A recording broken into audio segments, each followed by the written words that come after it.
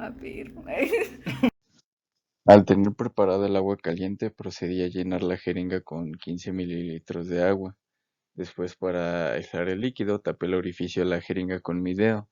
De esta manera, la cantidad de materia dentro de la jeringa fue constante durante todo el experimento, debido a que, bueno, está sellada y nada entra y nada sale.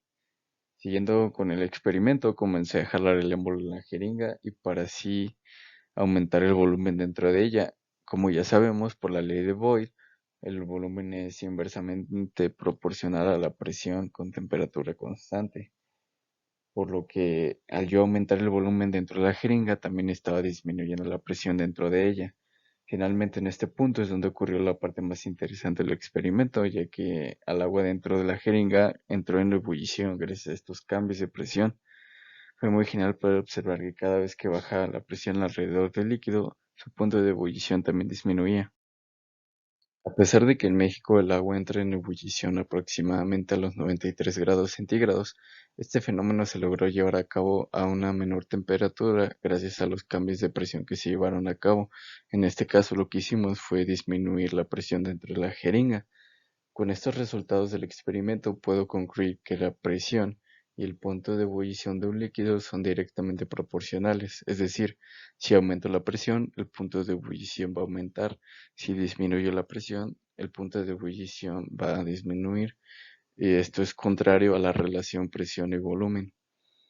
Y bueno, el experimento fue todo un éxito, ya que comprobamos que efectivamente la presión es uno de los principales factores que afecta el punto de ebullición de un líquido.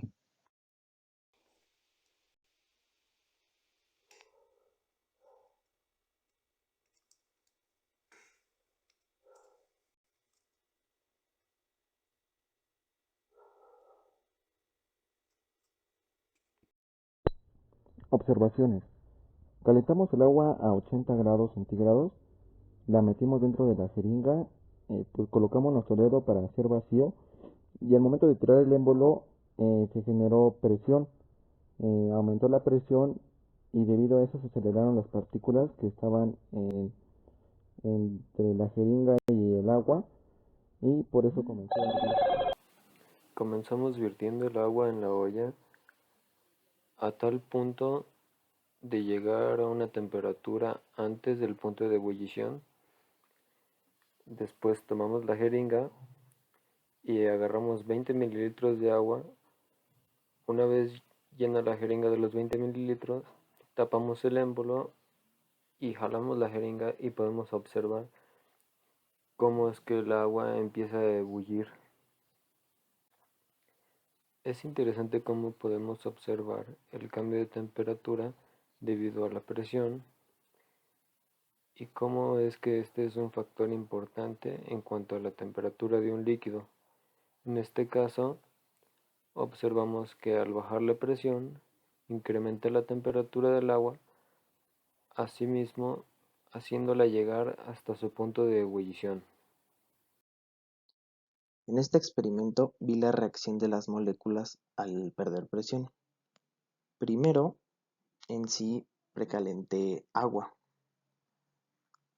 a aproximadamente unos 86 grados. Al no tener un termómetro de laboratorio, tuve que hacer mediciones con lapsos de cada 4 minutos para hasta alcanzar los 8, para alcanzar los 86 grados y que pudiera hervir el agua, ya que el termómetro digital que tenía un límite de 43 grados y no me daba una lectura mayor. Al tirar del émbolo generé un vacío, con lo que provoqué que las moléculas del agua necesitaran menos energía para hervir, con lo que se convirtieron en vapor. Y en eso generé un punto de ebullición.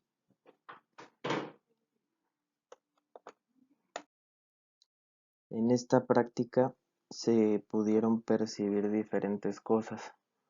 Una de ellas sería el calor sensible, que al ejercer calor se empezó a generar un cambio de temperatura, más no un cambio físico, debido a que para que se generara un cambio físico debía llegar a una temperatura exacta.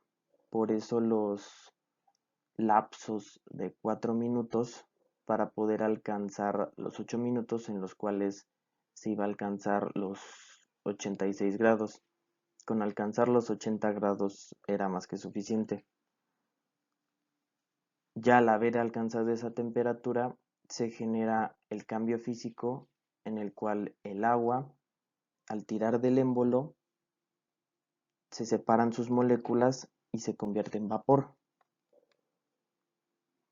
Observaciones. En este experimento lo que vamos a necesitar son aproximadamente 20 mililitros de agua, una jeringa y un termómetro. El procedimiento que yo realicé fue calentar el agua e ir tomando la temperatura poco a poco, en lapsos aproximados de 4 minutos, así hasta llegar a la temperatura de 80 grados centígrados. Y comenzamos el experimento.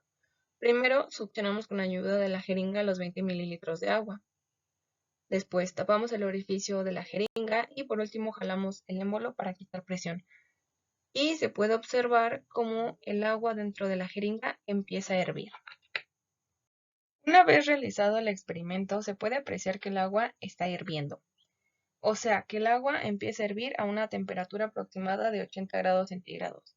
Esto sucede porque al hacerse vacío se reduce la presión sobre el agua y sus moléculas necesitan menos energía para hervir.